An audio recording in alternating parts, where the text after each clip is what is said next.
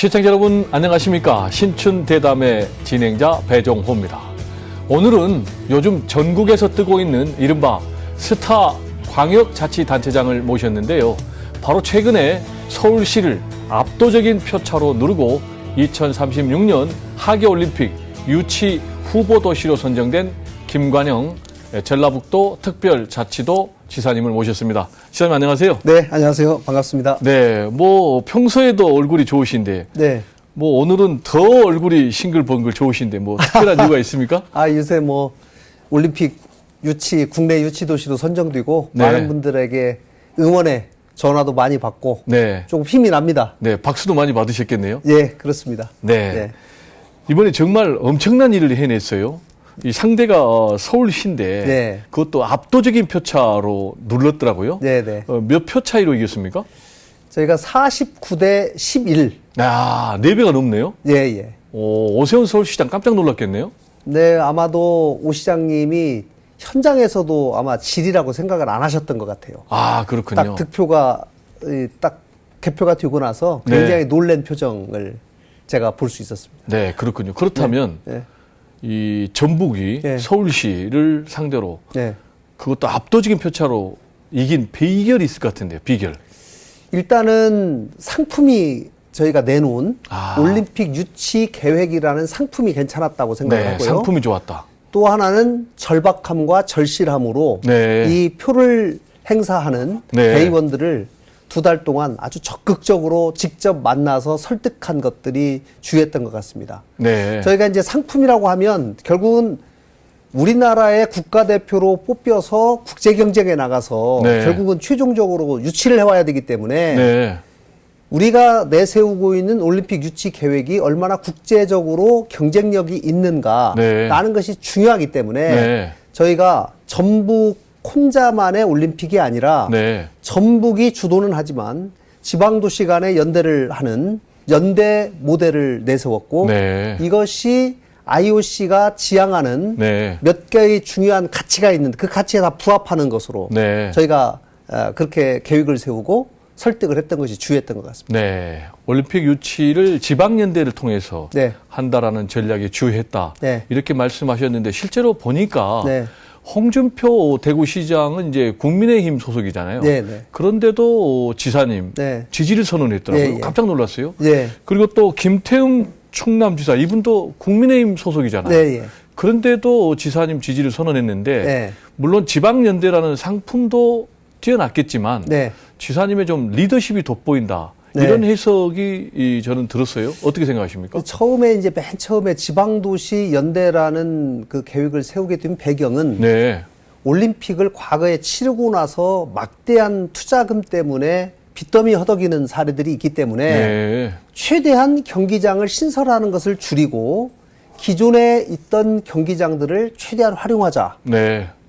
거기에서부터 출발을 했는데요. 네. 예를 들어 대구 같은 경우는 2011년에 세계 육상 선수권 대회를 치렀거든요. 네. 육상 관련한 경기장이 고스란히 남아 있어요. 네. 그래서 거기는 그대로 육상 경기를 치르자. 또 광주 같은 경우는 세계 수영 선수권 대회를 치렀고 네. 올해는 세계 양궁 선수권 대회를 해요. 네. 그 경기장도 그대로 활용하자. 네.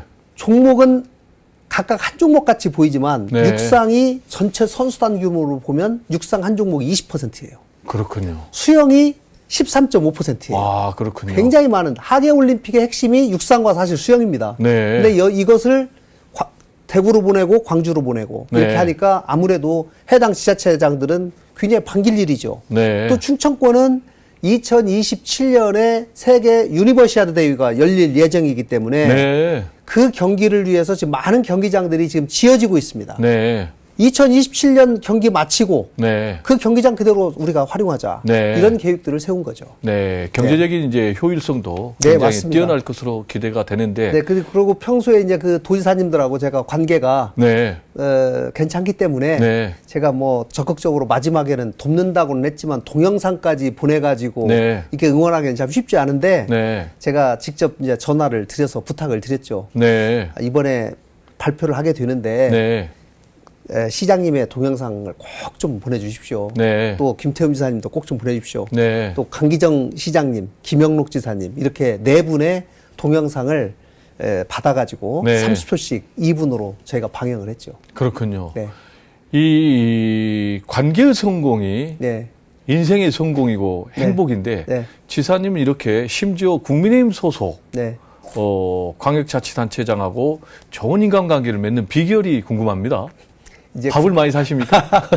국회에서는 네. 아무래도 여야가 서로 대결을 하고 싸움을 많이 하는데 그렇죠. 이제 지자체장 간에는 네. 아무래도 싸울 일보다는 협조할 일이 많아요. 아, 그렇군요. 예, 그런 예를 들면 충남하고 전북하고도 협조를 때때로 네. 해야 되고 네. 또 우리 전북은 광주 전남하고도 또 협조를 또 해야 되고 네. 또 때로는 대구나 경북하고도 손을 잡고 해야 되고 네. 또 호남 영호남 시도지사 협의회가 또 따로 있어요. 그렇죠. 그러니까 그 회의체를 통해서 또 자주 만나서 같이 의견을 교환하고 이렇게 네. 하기 때문에 아무래도 뭐 올림픽이라고 하는 거는 같이 협조를 하고 이번에 전주올림픽이 만약에 성공이 됐을 경우에 대구시장님이나 광주시장님이나 충남지사 입장에서는 네. 손해날 것이 하나도 없기 때문에 네. 이제 적극적으로 아마 지지를 해주신 것 같습니다. 네. 감사한 일이죠. 네. 지방행정, 지방자치에서도 초당적으로 네. 지금 상생의 정치, 상생의 행정을 하고 있다. 네. 라는 말씀이신데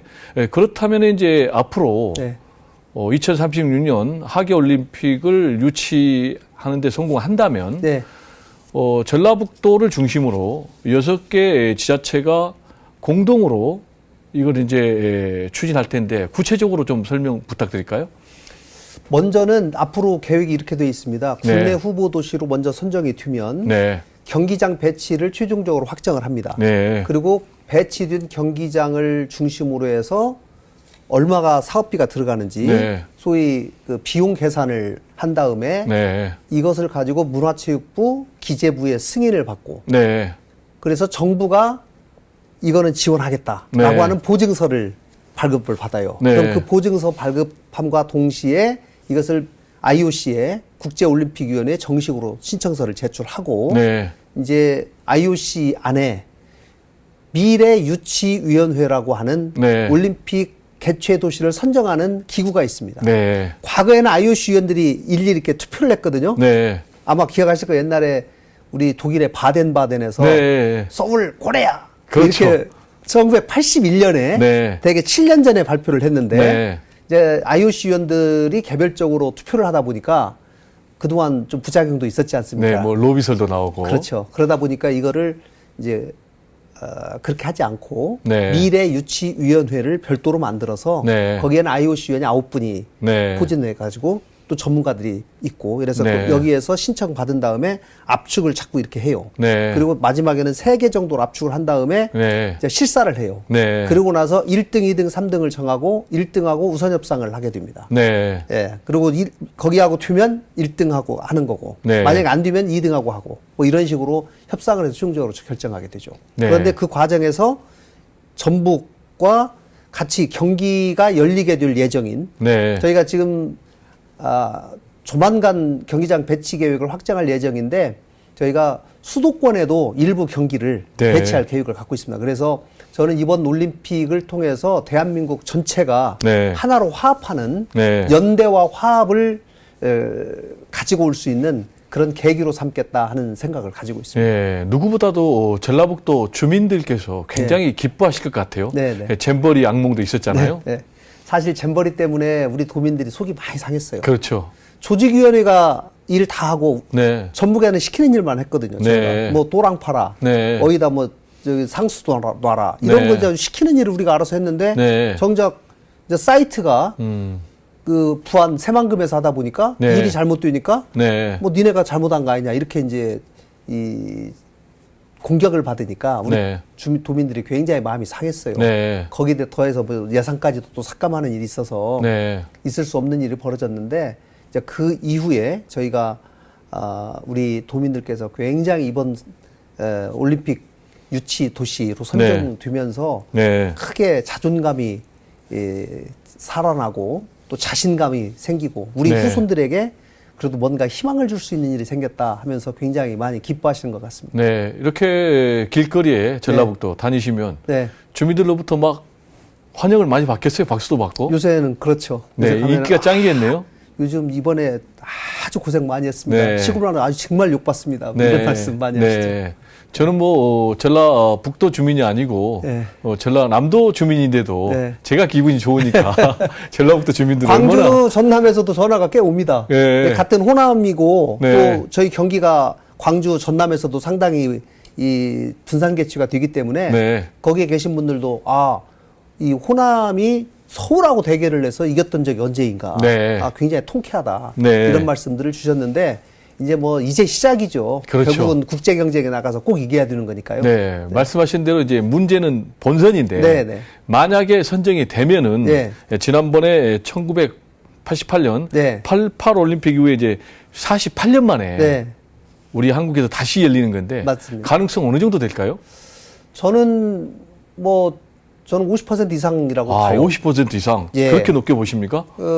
물론 낙관할 일은 절대 아니지만 네, 우리가 선거에서 항상 개표할 때까지는 겸손하고 열심히 해야 된다고 하지 않습니까? 이번에도 제가 똑같이 경험했어요. 네, 서울하고 이번 마지막 표대결 할 때도. 근데 이번에도 이 IOC와 국제 경쟁할 때도 네, 저희의 강점을 최대한 부각하고 네, 또 이거는 우리나라 전체의 국력이 좌우되는 문제라고 저는 생각을 합니다. 우리나라의 네. 경제력, 외교력, 문화, 강국 이런 것들이 종합적으로 판단되는 것이기 때문에 저는 충분히 우리나라가 한번 해볼 수 있다라는 승산이 있다고 생각합니다. 네. 9월 달에 결정이 됩니까? 당초에는 올 안으로 결정할 예정이었습니다만은 좀 변수가 있어요. 네, 3월 20일에 IOC 위원장이 새로 뽑힙니다. 네, 그리고 이분이 임기를 6월 23일 날 새로 시작해요. 네, 그러면 새로 취임한 IOC 네. 위원장이 과거 방식대로 그대로 결정을 할 것인가, 네. 아니면은 새로운 방식으로 바꿔서 결정할 것인가가 아직 정해지지 않았어요. 네. 근데 지금 유력한 후보들이 지금 현재 하는 방식과는 좀 달리 방식을 바꿔야 하지 않겠냐라고 네. 하는 또 그런 의견들을 내고 있기 때문에 네. 이제 IOC 위원장이 새로 뽑힌 다음에 그 방향을 주시를 해야 될 것 같습니다. 그럼 대략 언제쯤으로? 올해 지금 가장 가능성이 높은 거로는 내년 상반기나 내년 하반기가 네. 되지 않을까 이렇게 예상을. 네, 내년 상반기나 하반기. 예. 예, 저도 지금부터 예. 꼭 잘 되도록 네. 기도를 좀 아이고, 감사합니다. 해야 될 것 같고요. 감사합니다. 자, 그렇다면은 네. 경쟁 도시들이 있을 거 아닙니까? 네네네. 네, 어떤 도시들일까요? 이제 인도가 지금 소위 가장 유력하다고 많이 얘기합니다. 네. 왜냐하면 인도가 전 세계에서 인구가 가장 많죠. 네. 그리고 올림픽을 아직까지 한 번도 개최되지 않았고 이번이 지금 3수째예요. 네. 그래서 또 인도의 대통령이 굉장히 강한 의지를 가지고 네. 있습니다. 반면에 여전히 굉장히 날씨도 좀 열악하고 SOC가 굉장히 열악하다는 것이 보편적인 평가이기 때문에 네. 그런 점에서는 우리나라가 전 세계 많은 청년들이 와보고 싶어하는 나라, 네. 문화 강국, 이것이 저희들로서는 굉장히 큰 강점이다 생각하고, 그 외에 인도네시아, 또 이집트, 또 투르키예, 네. 또 칠레, 사우디, 카타르 이런 나라들이 지금 도전장을 내걸었는데, 이제 사우디, 카타르는 지난번 우리 부산 엑스포 유치 경쟁에서도 보았듯이 굉장히 오일머니를 내세워서 네. 강한 로비를 하고 있기 때문에 네.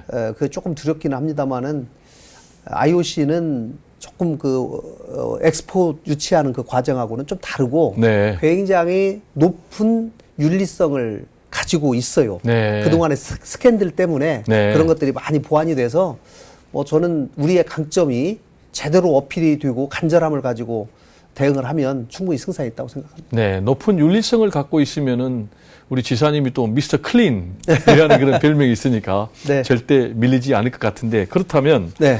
최종 유치 네. 전북이 꼭 승리하는데 네. 가장 중요한 과제는 뭐라고 생각하십니까? 가장 중요한 거는 범국가적으로 반드시 48년 만에 네. 대한민국의 올림픽을 유치해서 우리나라가 다시 한번 분열해서 통합으로, 분열해서 연대로 통합으로. 네. 또 다시 한번 지금 선진국에 와 있지만 굉장히 나라가 정체기에 접어들었지 않습니까? 네. 이런 것을 다시 재도약할 수 있는 계기로, 좀 더 멀리는 사실은 저는 이제 남북 관계가 좀 더 호전이 된다면 네. 남북 평화 올림픽도 네. 다시 한번 추진해 볼 수 있지 않을까 이렇게 조심스럽게 또 예상을 해봅니다. 네. 우리 이제 남남 갈등을 극복하는 것은 네. 물론이고 남북 간의 또 상생 공존으로 가시겠다라는 부분에 대해서는 국민의 한 사람으로서 네. 100% 공감하는데 문제는 우리의 지금 현실을 보면 네. 윤석열 대통령의 12.3 비상계엄 네. 내란 상태로 완전히 지금 진영 대결로 반쪽으로 갈라져 있지 않습니까? 네. 그러면 이제 이런 국내 정치의 현실은 전북이 하계올림픽 유치하는데도 굉장히 마이너스 요인일 텐데 이 문제는 어떻게 극복하실 거예요? 지금 정치권이 다 이렇게 대결되고 분열되어 있는 건 사실인데요. 네. 그렇기 때문에 제가 충청도, 광주, 전남, 또 대구까지 껴안는 네. 올림픽을 생각하게 되었던 거고 네. 또 그렇게 하면은 정치적으로도 전체가 연대와 통합을 꾀할 수 있는 네. 굉장히 중요한 계기가 될 수 있다고 생각하고 네. 이제 우리나라가 12.3 계엄 사태로 인해서 전국이 상당히 불안정한 것을 세계가 주목하고 있는 건 사실입니다. 네. 그러나 저희가 이 위기가 기회라고 이것을 잘 이겨내고 탄핵이 인용이 되고 또 새로운 정부가 들어서서 안정기에 접어들게 되면 대한민국은 국민들이 대통령을 탄핵을 2번이나 시키고 네. 큰 문제 없이 평화적인 정권 이양이 되는 굉장히 민주주의에 관한 회복력이 대단히 큰 나라다라고 네. 하는 것이 우리나라의 가장 중요한 장점으로 다시 떠오를 수 있는 계기도 될 수 있겠다. 네. 앞으로 어떻게 우리가 대처하고 이 사태를 잘 극복해내냐 하는 것이 저는 대단히 중요하다고 생각합니다. 네. 오히려 이 어려움을 잘 극복함으로 인해서 예. 대한민국은 민주주의의 모범국이다. 네, 네. 라는 그렇습니다. 이제 강점으로 네, 활용하겠다라는 네. 말씀이신데 네. 그렇다면 네. 지금 진행되고 있는 윤석열 대통령의 탄핵 심판이 네. 순조롭게 네. 잘 매듭 짓고 네. 또 그 결과에 대해서 여야 네. 또 보수 진보 모두 승복해야 될 텐데 네. 지금 국민들은 사실 이것 때문에 뭐 여야 보수 진보를 떠나서 네. 도대체 어떻게 진행되는 거냐 네. 굉장히 불안해하거든요. 네. 지사님께서는 이 탄핵 심판 네. 선고 어떻게 전망하십니까? 그러고 보니까 지사님이 지난번에 박근혜 전 대통령 예. 탄핵 때 국회 측에 이 탄핵 소추 네, 네. 제안을 직접 하셨죠? 예, 예, 그렇습니다. 제가 사실 8년 전에 박근혜 대통령을 국회에서 탄핵할 때 아, 제안 설명을 그 당시에 300명을 대상으로 설명을 하고 네, 이제 당시에 그 여권 지금 국민의힘 쪽에서 굉장히 많은 사람이 찬성을 해야만 되는 상황이었기 때문에 네, 그 당시에 굉장히 절박하게 제가 연설했던 기억이 납니다. 그리고 네. 탄핵 소추위원이 돼서 헌법재판소 19번을 가고 마지막 파면한다 그 네. 결정을 이끌어냈는데 네, 제가 이제 그때의 경험에 비추어 보면 저는 박근혜 대통령을 탄핵했던 탄핵 사유보다 네, 이번 윤석열 대통령에 대한 탄핵 사유가 네, 훨씬 중하고 네. 명백하다라고 저는 사실 개인적으로는 생각합니다. 네, 그리고 제가 법조인의 양심을 가지고 네, 탄핵 사유에 대해서 분석을 해보면 네, 이거는 뭐 인용이 저는 거의 명확하다라고 생각을 하는데 네, 뭐 여기에 대해서 최종적인 아직 결론이 안 나와 있기 때문에 네. 조심스럽습니다만은 저는 뭐 8대 0으로 인용 결정이 나지 않을까라고 조심스럽게 예상해 봅니다. 네, 8대 0으로 예, 예. 헌재가 탄핵 심판을 통해서 파면할 것이다. 네, 네. 네, 이렇게 전망을 하셨는데요. 자, 그렇다면은 네. 2036년 예. 전주 하계 올림픽이 현실화된다면 예. 이 하계 올림픽을 통해서 꼭 이루고 싶은 목표가 있으실 것 같은데. 네. 하계 올림픽이 우리 국민에게 주는 효과는 저는 크다고 생각합니다. 네. 먼저는 경제적인 효과도 이번 파리 올림픽을 보니까 약 1,200만 명이 올림픽을 보러 왔어요. 네. 그러니까 굉장히 많은 관광객이 오는 것도 당연하지만 네. 그것보다는 심리적으로 우리 국민들에게 주는 대한민국에 대한 자존감 네. 이것이 훨씬 크고 대한민국을 분열해서 통합으로 이끄는 계기가 되기 때문에 네. 그 심리적인 또 사회적인 효과는 훨씬 더 크다라고 네. 생각을 하고 최근에 국회에서 여론조사를 한번 했어요. 네.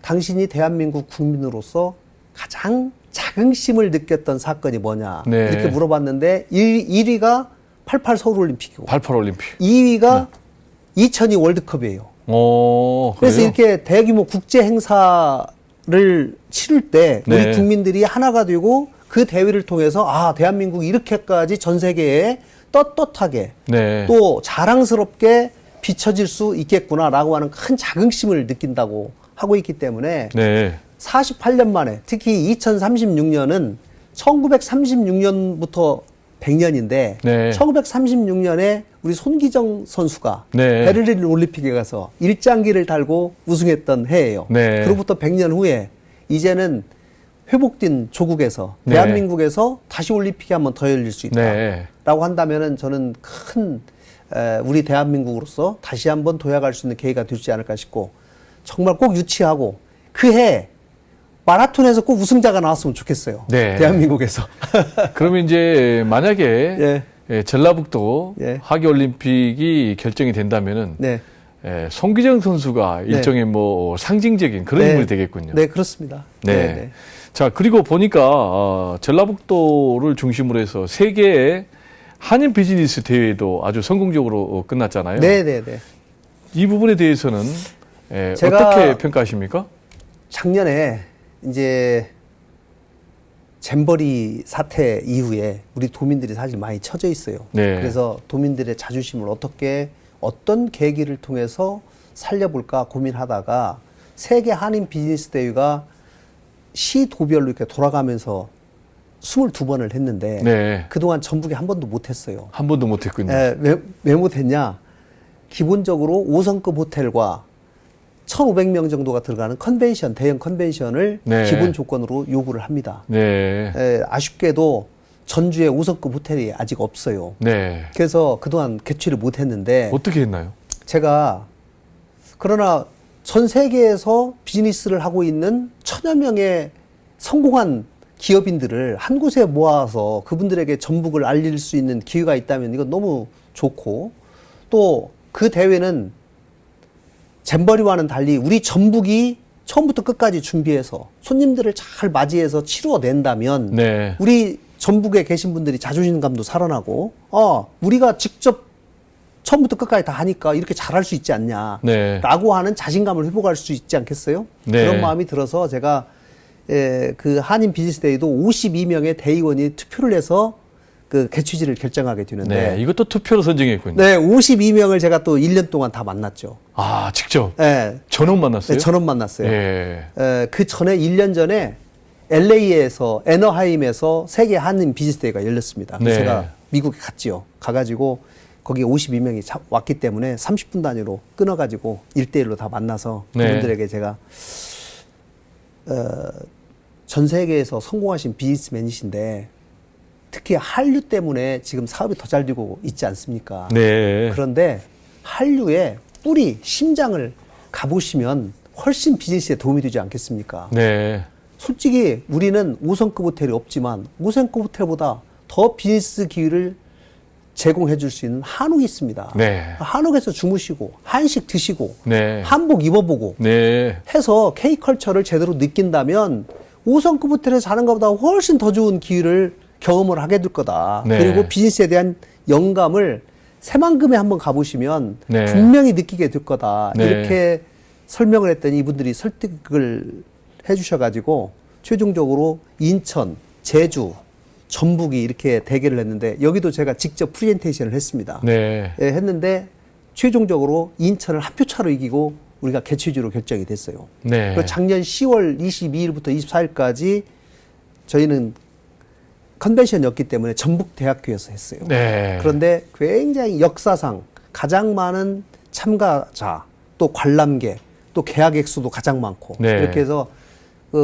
그분들이 내가 22년 동안 한인 비즈니스데이, 과거에 한상대회라고 그러는데 한상대회 다 가봤는데 정말 최고다. 네. 전북이 이렇게 좋은지 몰랐다. 네. 이렇게 말씀들을 하고 가셔서 굉장히 성공적인 대회가 될 수 있었던 것 같습니다. 네. 지사님이 이제 유치전에 뛰어들었다 예. 하면 이렇게 승리를 거머쥐니까 예. 미스터 프레젠테이션 거버너 예. 라는 이제 그런 별명까지 생겼는데 예, 예. 그 비결, 영업 비밀이 좀 있을 것 같은데 살짝만 좀 공개하실까요?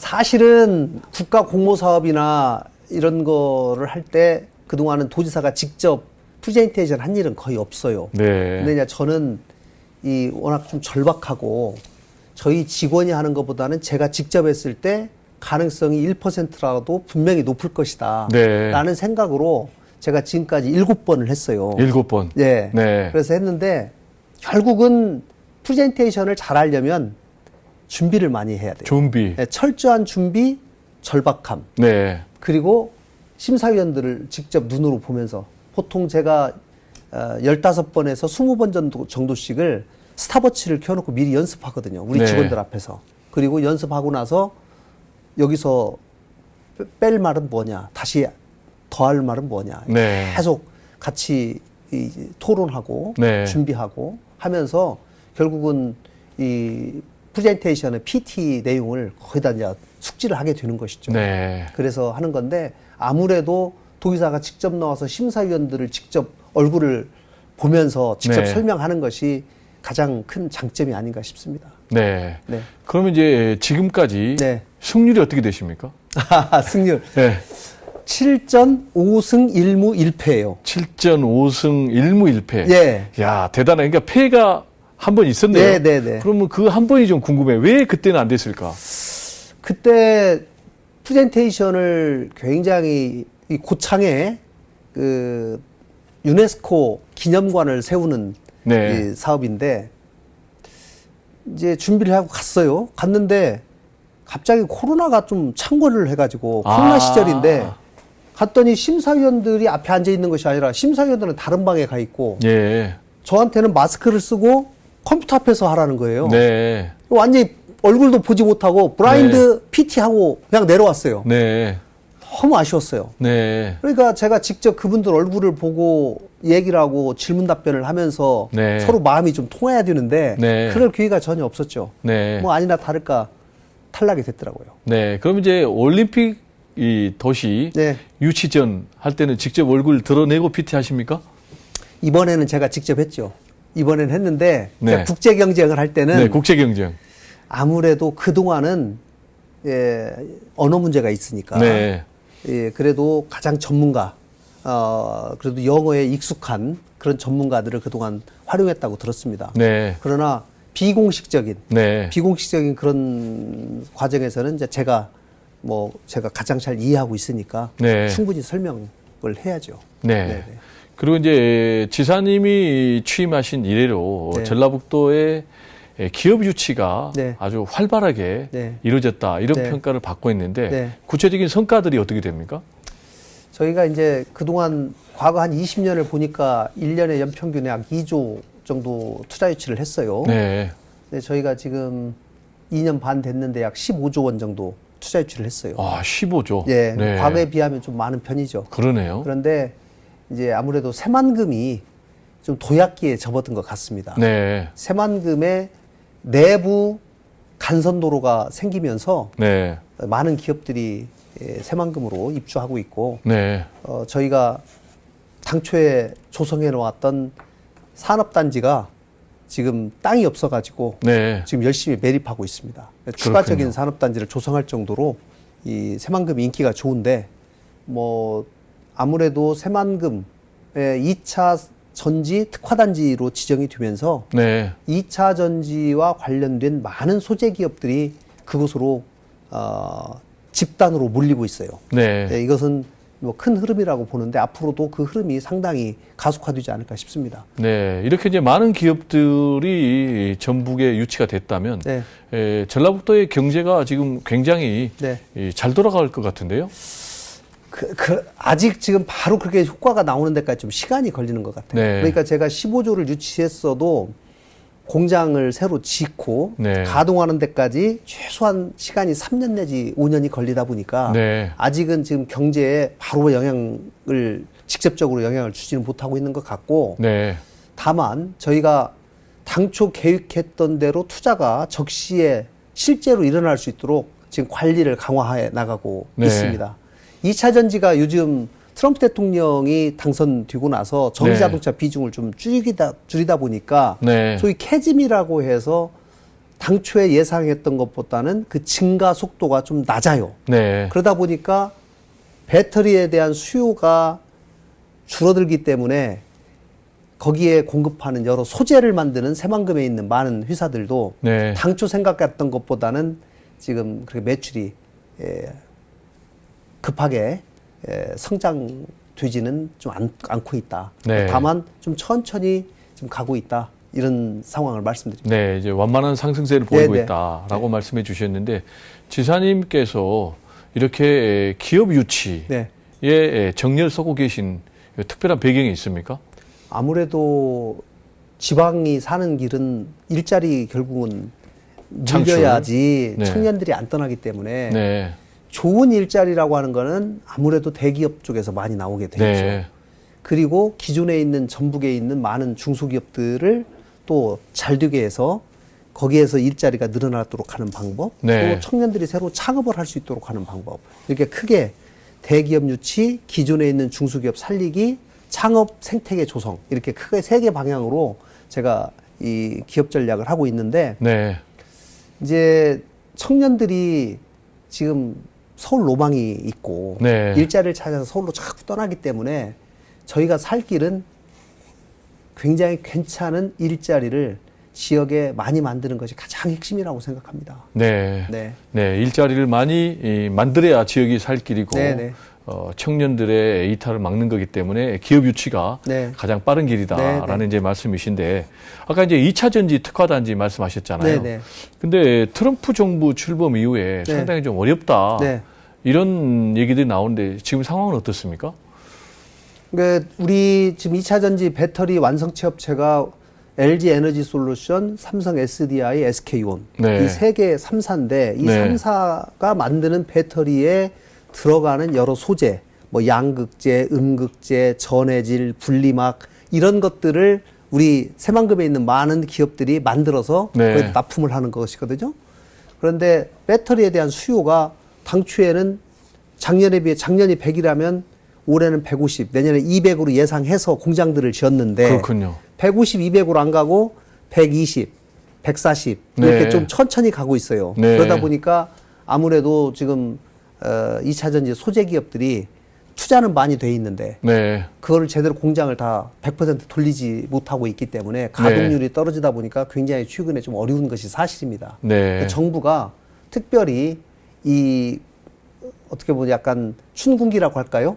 이거에 지금 접어들었다고 보는데 네. 여기를 잘 넘길 수 있도록 정부에서도 첨단 산업 기금을 네. 최근에 조성한다고 했는데 네. 그 부분에 관해서 2차 전지 기업들이 이 위기를 잘 극복해서 네. 앞으로 먼 시각으로 보면 분명히 2차 전지는 앞으로 성장할 것이거든요. 네. 그렇기 때문에 지금의 어려움을 조금 잘 넘길 수 있도록 정부가 도와줬으면 좋겠습니다. 네. 근데 지금 이제 고난대행 체제잖아요. 네. 대통령이 네네. 직무 정지 상태니까.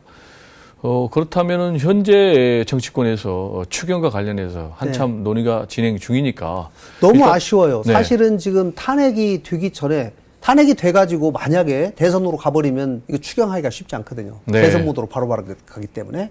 그래서 사실은 저희는 탄핵이 되기 전에 빨리 여야가 합의해서 추경이 좀 세워지고 네. 특히 2023년, 24년 2개년에 걸쳐서 국세 수입이 당초보다 굉장히 많이 줄다 보니까 네. 지방으로 내려오는 교부세가 굉장히 많이 줄어들었어요. 네. 그래서 저희들도 내려와야 될 돈이 안 내려오니까 빚을 내 가지고 지금 살림하고 있거든요. 네. 그래서 그런 것들을 좀 추경으로 좀 세워주면 참 좋겠는데 네. 그러지 못해서 참 아쉽습니다. 그렇군요.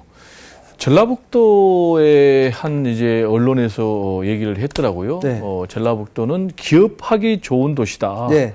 그렇다면 이제 궁금한 게 어떤 점에서 전라북도는 기업하기 좋은 도시인가 좀 궁금합니다. 저희가 2024년에 중앙 언론사에서 전국에서 17개 지자체를 대상으로 평가를 했어요. 네. 그중에 가장 기업하기 좋은 도시다. 전북이다. 이렇게 상을 받았어요. 그렇군요. 그래서 제가 이제 그 이유를 좀 분석을 했죠. 네. 그랬더니 저희가 그동안 해왔던 여러 성과들이 있는데 대표적인 것으로 맨 처음에 공무원 한 명이 기업 하나를 1대1로 마크를 해요. 네. 그래서 일주일에 한 번씩 전화를 하고 네. 한 달에 한 번씩 공장 현장을 방문해서 네. 기업의 애로를 네. 해소해주는 네. 그 전담 제도를 처음에 도청 공무원 500명으로 아. 500개 기업을 네. 매치해서 실시를 했는데 네. 1년 동안 1,300건의 민원을 해결을 했어요. 네. 그러다 보니까 기업들이 반응이 아주 좋아서 네. 도청에 있는 공무원 500명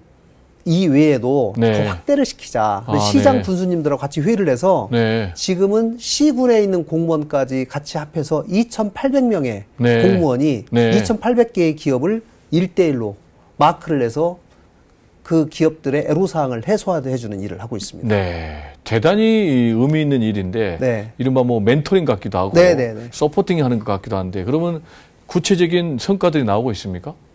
아무래도 그렇게 1대1로 마크를 하니까 기업들이 너무 좋아하죠. 네. 그리고 다른 데서 소문을 내요. 네. 아, 우리가 이렇게 하기가 좋다. 그리고 그 외에 제가, 기업들이 이제 환경오염 단속을 하지 않습니까? 대기오염, 수질오염 단속을 네. 하는데 통상은 불시에 가서 단속을 하고 그리고 또 나중에 이행 여부를 점검하기 위해서 한번 또 나가요. 네. 그래서 저희는 모든 거를 예고제로 바꿨습니다. 네. 자, 한 달 뒤에 점검하러 나가니까 그때까지 고쳐놓으십시오. 네. 스스로 점검해서. 만약에 여기서도 위반이 되면 이거는 굉장히 크게 우리가 과징금을 부과할 수밖에 없습니다. 네. 이렇게 미리 예고를 하거든요. 네. 그 예고하고 가니까 기업들이 예측 가능하잖아요. 네. 그 미리 잘못이 있으면 고쳐놔요. 그러니까 우리 이 공무원들하고 얼굴 붉힐 일도 없고 네. 기업들이 이 부분을 굉장히 고마워하더라고요. 그렇군요. 그리고 세무조사도 저희가 지방세 세무조사를 하는데 연초에 세무조사를 1년에 한 100개 기업 하는데 100개 기업에게 편지를 다 보냅니다. 올해 귀하 기업이 세무조사 대상입니다. 다만 언제 세무조사 나가면 좋을지를 회사 사정을 고려해서 알려주시면 그 시기에 맞추겠습니다. 그래서 회사 사정을 고려해서 세무조사 시기를 네. 선택할 수 있도록 네. 또 저희가 권한을 드렸어요. 네. 기업에. 굉장히 이 네. 기업들 입장에서는 좋아할 것 같은데요. 네네. 자, 그리고 이제 아까 윤석열 대통령의 탄핵 심판 인용이 될 것이다. 네. 선고를 통해서. 그러면 이제 파면이 되는 건데, 네. 그러면은 60일 이내에 이제 대선이 열리니까, 네, 네. 조기 대선이 되니까, 네. 뭐 한 5월 네. 조기 대선이 전망이 되는데, 관련해서 뭐 여야 여러 대선 주자들이 나오고 있어요. 네. 그래서 야, 우리 호남에서는 대선 주자가 누가 있어야 되는 것 아니냐? 네. 그러면서 뭐 남도지사도 네. 대권 도전 선언했는데 네. 그래서 지금 김관영 지사님께도 네. 야, 혹시 우리 김관영 지사도 대권 도전하는 거 아니야? 네. 라는 그런 이제 기대감도 있고 네, 궁금하기도 하는데 대권 도전 하실 겁니까?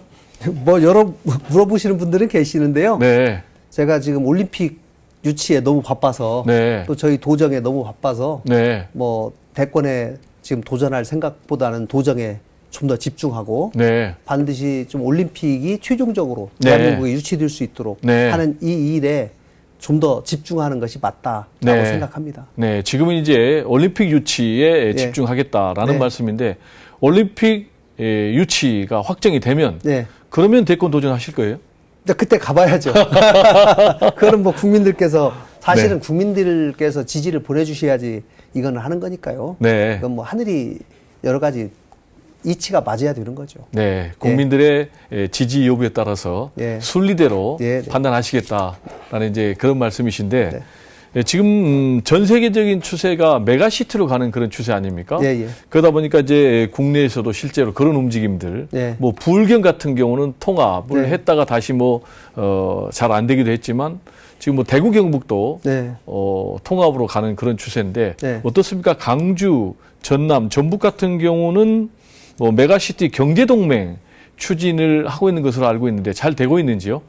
지난번에 광주시장님 또 전남지사, 전북지사 세 분이 전북에 모여서 사실은 7년 만에 이 세 개 광역단체장이 모여갖고 회합을 했어요. 7년 만에 처음 만나신 거예요? 네, 그동안 정기적으로 만나오다가 네. 중간에 조금 서로 문제가 있었어요. 그렇군요. 그래서 서로 소원해졌다가 제가 다시 이렇게 하지 말고 네. 이 적어도 경제와 관련해서는 우리가 하나로 좀 움직이고 네. 또 공동사업을 할 수 있는 것들을 찾아봅시다. 네. 이렇게 해가지고 다시 모였어요. 네. 모여가지고 우리가 무주에 모여가지고 협약도 맺고 네. 이렇게 해서 아마 조만간에 이제 이 일을 구체적으로 실행할 공무원 조직을 그 준비단, 실행단을 만드는 것을 좀 합의를 해서 네. 일 처리를 좀 해보려고 생각하고 있습니다. 근데 이제 제목이 네. 메가시티 경제동맹 추진이거든요. 예, 예. 그럼 먼저 경제 부분에서 연대를 만들어낸 다음에 행정통합으로 간다는 그런 계획을 갖고 있습니까?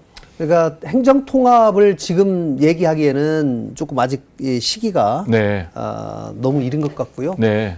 최근에 또 전북은 이제 특별자치단체 네. 전북 특별자치도로 새로 출범을 했기 때문에 네. 이 와중에 이제 이 호남권 전체를 하나로 행정통합을 한다는 것은 좀 상당한 시간이 좀 걸릴 것 같습니다. 네. 그러나 이 안에서 우리 호남이 전체적으로 뭐 동맹을 한다든가 연대를 한다든가 통합을 하는 것이 모든 것이 서로 잘 살아보자고 하는 거 아니겠어요? 그렇죠. 그러나 그렇기 때문에 경제적인 측면에서 우리가 새 지자체가 하나로 힘을 모은다면 네. 훨씬 더 많은 일들을 할 수 있겠다. 거기서 1번으로 시작하기로 우리가 한 것이 예를 들면 세종에서 네. 전주, 광주를 거쳐서 고흥까지 가는 네. 고속도로를 새로 한번 건설해 봅시다. 네. 라고 하는 것이 이제 새 지자체장이 합의를 하고 네. 이것을 적극적으로 한번 건의해 보자라는 네. 것이고 또 서해안 철도 네. 같은 경우도 전남, 전북이 같이 걸쳐 있기 때문에 네. 이런 일들도 할 수 있는 것이고 또 전라선 고속화 문제도 공동 대응을 해서 네. 좀 조속히 완료를 해야 되는 것이고 네. 이런 공동으로 할 수 있는 일들이 굉장히 많기 때문에 네. 그거를 적극적으로 찾아보자는 그런 의미입니다. 네. 광주, 전남, 전북이 공동으로 네, 국책 사업을 추진한다면 네. 국비 지원받기도 훨씬 용이한 것 아닐까요? 맞습니다. 네, 지금 나라에서 장려하는 것이 네. 광역 지자체 간에 서로 연대해서 네. 공동 사업을 하는 것이기 때문에 그런 것들을 특히 광주가 가지고 있는 AI와 관련된 이런 지금 여러 이점들을 그 주변에 있는 전남이나 전북이 같이 이용하고 그것을 활용해서 어떻게 더 관련 산업들을 확산시켜 나갈 것인가 이런 것들도 굉장히 중요한 의제가 되겠습니다. 이제 김관영 지사님과 관련된 리더십의 평가는 네. 전라북도의 공무원들 사이에서도 굉장히 높게 네. 평가를 하고 있는 것 같아요. 그래서 이제 지사님께서는 도전과 혁신을 강조를 하고 있는데 네. 실제로 전라북도 직원들에게 이 창의적인 그런 아이디어, 행정 네. 아이디어를 지금 뭐 요구를 하고 있습니까? 네, 네. 제가 이제 도지사 맨 처음 되고 나서 도청의 중간 핵심 간부가 사무관급인데 네. 300명 정도 됩니다. 300명으로부터 직접 업무 보고를 받겠다. 아, 직접. 네. 네. 다만 업무 보고를 할 때 통상적인 자기가 담당하고 있는 업무를 소개하는 그런 업무 보고 하지 말고 네. 자기 업무와 관련해서 다른 지자체에서 가장 잘 되고 있는 업무를 찾아서 그것을 전북에 가지고 오는 소위 벤치마킹 프로젝트를 한 건씩 발표를 해라. 네. 그리고 그 중에 가장 잘 된 사람 10명을 선정해서 승진시키겠다. 네, 제가 이렇게 승진. 했어요. 그랬더니 그 300여 명이 네. 어떤 분은 부산에 가서 배우고 어떤 사람은 전남에 가서 배우고 광주에 가서 배우고 어떤 분은 서울에 가서 배우고 전부 전국을 돌아다닌 거예요. 네. 또 어떤 분은 국내에 사례가 없다고 미국 캘리포니아 또 독일 사례까지 연구를 했어요. 그런데 300명이 발표를 했는데 제가 깜짝 놀란 것이 네. 어느 것 하나 버릴 것이 없어요. 네. 다른 지역에서 이미 다 성공하고 있는 정책이기 때문에. 네. 그래서 그거를 지금 첫 해년도에 저희가 전원 채택을 해가지고 네. 지금 실시를 하고 있어요. 네. 그 다음에도 한번 또 했어요. 네. 또 여전히 또 우리 직원들이 연구를 해가지고 또 발표를 했어요. 이제 2번 연속하니까 돈이 많이 들어가요. 네. 새로운 정책을 자꾸 우리가 도입해야 되기 때문에. 네. 그래서 작년에는 2번 도입하는 걸 했으니까 이번에는 버리는 경기를 하자. 네. 그래서 작년에는 불필요한 일 버리기 경진대회를 했어요. 아, 그렇군요. 그래서 그것도 가장 잘한 사람 10명 또 네. 승진 가점 주는 것으로. 네. 이렇게 해서 3번에 걸쳐서 그렇게 해마다 한 번씩 했는데 그 과정을 통해서 직원들이 굉장히 자기들끼리 이 업무를 다시 한번 성찰해보고 바꾸고 혁신하려고 하는 의지가 나타나고 또 그것이 자기가 직접 도지사 앞에서 발표하면서 그것이 성과로 인정받고 정책으로 채택되는 데에서 굉장히 큰 보람을 느끼는 것 같습니다. 네. 네. 이런 영감, 아이디어는 어디서 얻으셨을까요? 근데 제가 아무래도 이제 고민을 하면서 네. 어떻게 하면 직원들의 참여를 네. 자발적으로 좀 이끌어낼까라고 네. 하는 고민을 굉장히 많이 했어요. 네.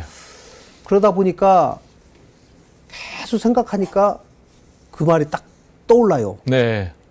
옛날에 아리스토텔레스가 유레카 하면서 발견했다는 것처럼 제가 직원들에게 직접 업무보고를 받고 그분들을 참여를 시키면 좋겠다라고 네. 했는데 한번 해보니까 너무 성과가 좋아서 네. 이건 계속 조금 더 진전시켜가면서 또 새로운 방식으로 그렇게 지금 계속 하고 있습니다. 네. 전북형 예. 주 4일제. 네네. 이 부분도 굉장히 창의적인 행정으로 언론에서 주목을 받고 있더라고요. 네네. 구체적으로 어떤 내용인가요?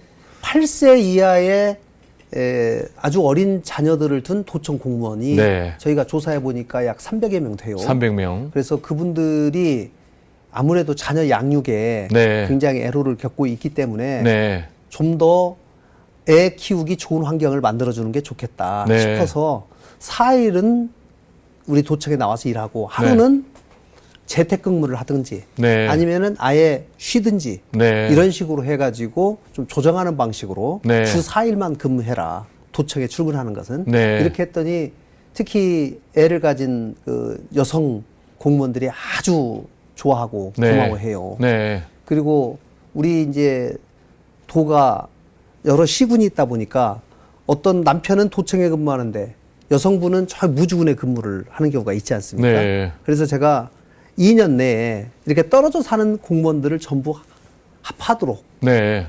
좀 해서 특히 도청의 전입 시험을 볼 때 그렇게 부부간에 떨어져 사는 사람에게는 굉장히 많은 가점을 주어서 네. 쉽게 전입해서 가족끼리 같이 살아야지 네. 뭐 가족이 안정이 되고 그래야지 애도 한 명이라도 더 낳고 뭐 할 거 아니겠어요? 그래서 네. 우리 공공 부분부터 먼저 실천을 해보자. 네. 그렇게 지금 실천하고 있습니다. 저는 개인적으로 주 4일제 예. 그런 근무제에 대해서 매우 긍정적으로 평가를 하지만 네. 또 일부 비판적인 소리는 네. 행정 공백에 대한 우려, 네.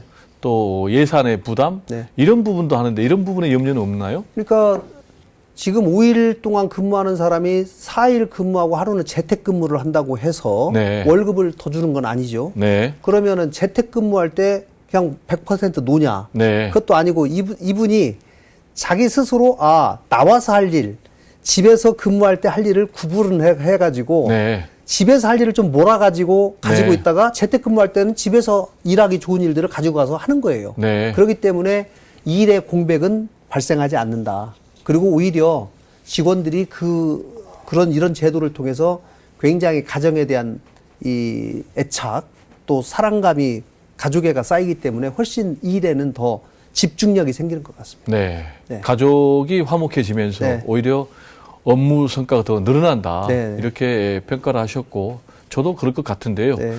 이 지금 청년들의 애로사항은 전라북도만의 문제가 아니고 맞습니다. 지금 현 시대를 살아가는 대한민국의 청년들 모두의 문제인데 혹시 지사님께서 계속해서 이렇게 창의적인 행정을 선도하고 계시니까 이 청년들의 문제를 해결하기 위해서 전라북도에서 도입하고 있는 정책이 있는지요? 저희가 이제 반할 주택이라고 해가지고 네. 청년이들이 만약에 조그마한 원룸을 얻으려고 할 경우에는 네. 저희가 3천만 원까지 무이자로 네. 대출을 해주고 또 이 직업을 찾기 위한 구직 과정에 있는 청년들에게는 6개월 동안 월 50만 원씩 300만 원을 지원하고 있습니다. 네. 그리고 회사에 취직하면 전북 네. 내에 있는 회사에 취직하면 본인이 연 10만 원 적금을 하면 도에서 10만 원을 더 매칭을 해서 네. 20만 원 적금을 2년 동안 네. 부을 수 있도록 저희가 그걸 같이 도와주고 있는 그런 네. 프로그램들이 있는데요.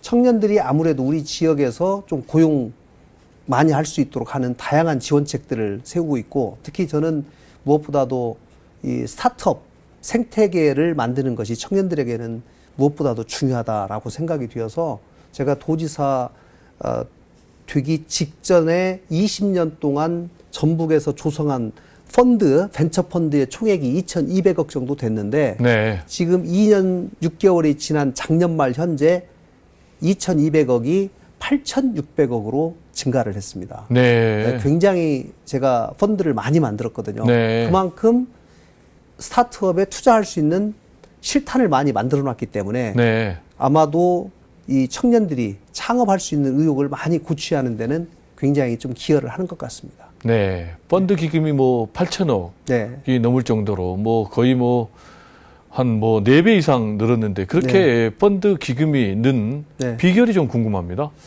제가 일단은 펀드의 규모가 많고 또 다양해야지 네. 많은 스타트업들이 나타날 수 있다. 네. 그리고 펀드가 예를 들면 8천억을 조성하기 위해서는 통상 300억 내지는 500억짜리 펀드를 여러 개 만드는 거거든요. 네. 그러면은 300억을 운용하는 운용사가 있기 때문에 네. 과거에 운용사가 저희가 6개였다면 지금은 31개로 늘어났어요. 네. 이 운용사는 만약에 300억짜리 펀드를 만들면 그 중에 20%인 60억을 반드시 전북에 있는 기업에게 투자를 하도록 저희가 요건을 걸어 놓습니다. 네. 그러면 그 펀드하는 운용사가 전북에 그런 자기가 투자할 만한 회사가 있는지를 막 찾으러 다녀요. 네. 그리고 또 투자를 해놓고 회사가 잘못되면 안 되니까 네. 계속 잘 되도록 컨설팅을 해줘요. 네. 그래서 전체적으로 청년들의 이 창업 생태계가 전체적으로 살아나는 그런 효과가 나타나는 것을 지금 확인할 수 있습니다. 네. 그러면 이제 지사님이 취임하시기 전과 네. 후에 네. 스타트업 증가 네. 추세가 확연히 좀 다를 것 같은데요. 2023년 기준으로 봤을 때 네. 윤석열 정부 들어서고 우리나라 전체적으로 스타트업 창업 숫자가 네. 5%가 줄었습니다. 아. 16개 지자체 중에 15개가 줄었어요. 네. 전북만 유일하게 5%가 늘었어요. 전북만. 네. 네. 2023년에. 네. 제가 2024년에도 그 추세가 계속 될 수 있을까 제가 좀 궁금해요. 네. 일시적인 현상인가 지속적인 현상인가. 네. 어쨌든지 그 해에 전국적으로 다 줄었는데 전북만 스타트업 창업이 늘어서 네. 굉장히 유심 있게 좀 보고 있습니다. 네. 네. 그 결과만 봐도 네. 전라북 도지사 주민들이 잘 뽑았군요. 이제 더 잘해야죠. 그렇군요. 제가 성과 나는 도지사가 되겠습니다. 네. 또 겸손한 도지사가 되겠습니다. 이렇게 약속을 했기 때문에 네. 뭐 일에 대해서는 뭐 정말 최선을 다해서 꼭 성과를 내는 도지사가 되고 싶습니다. 네. 이제 귀한 말씀 네. 또 지사님의 성과들을 듣다 보니까 벌써 마무리할 시간이 다 됐거든요. 그런가요? 그래서 네. 우리 특히 호남인들에게 네, 예. 지사님께서 꼭 해주고 싶은 말씀이 있다면요. 네. 호남 전체가 저는 끊임없이 도전하는 도전 정신을 좀 더 기르면 좋겠다는 생각을 합니다. 전체적으로 타 지역, 영남이나 충청, 수도권에 비해서 우리 호남인들이 굉장히 정이 많고 이웃들에게 나누는 문화는 참 강한데 새로움에 도전하는 문화가 조금 부족한 것이 아닌가. 이런 부분을 보충한다면 앞으로 호남이 우리나라 전체를 다시 한번 그 중심이 될 수 있는 계기가 될 수 있지 않을까 싶고 그 중심에 2036년 하계올림픽이 저는 있다고 생각합니다. 네. 앞으로 우리 호남이 네. 대한민국을 견인하는 네. 그런 지역이 될 것이고 네. 특히 그 중심에 전라북도의 하계올림픽 유치 성공이 있을 것이다. 네. 이런 말씀이 꼭 현실화되기를 진심으로 기원하면서요. 네, 오늘 귀한 말씀 감사합니다. 네, 고맙습니다. 네, 오늘은 김관영 전북특별자치도 지사님을 모시고 하계올림픽 유치 후보도시 선정 등 최근에 잇따르고 있는 전북의 쾌거 그리고 기업 유치 더 나아가서 그의 리더십 등에 대해서 자세히 알아봤는데요. 지금까지 함께해 주신 시청자 여러분들께 진심으로 감사의 말씀을 드리고요. 다음 이 시간에 더 좋은 모습으로 찾아뵙겠습니다. 감사합니다.